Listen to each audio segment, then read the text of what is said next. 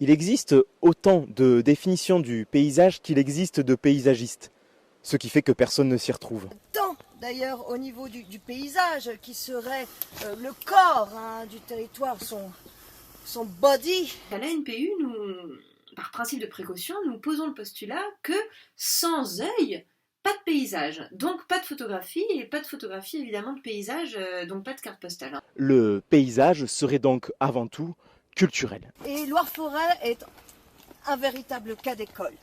Le paysage est donc entré dans la grande histoire par la fenêtre. À propos de dangers qui existent et qui ne sont pas à prendre à la légère lorsqu'on pratique la marche psychoterritoriale. Avec le selfie, le paysage est rendu au second plan, dans un état de faire-valoir.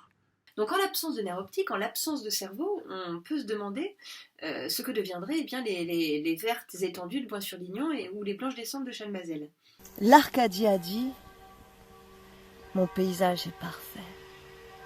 C'est de prendre garde à ne pas projeter ses propres névroses et bien sûr le paysage que l'on traverse.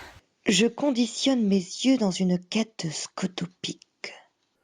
Si en Asie, le paysage est la représentation du grand tout, alors comment peut-on mettre le grand tout dans un bol ?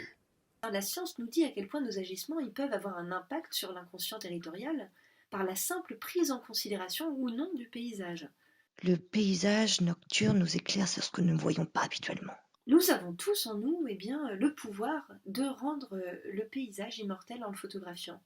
Il s'agit de regarder le paysage de Loire-Forêt autant pour ce qu'il est que pour ce qu'il promet. Et le paysage commençant et s'arrêtant là où commence et s'arrête notre vision. La manière de faire une bonne photo de paysage reste à inventer.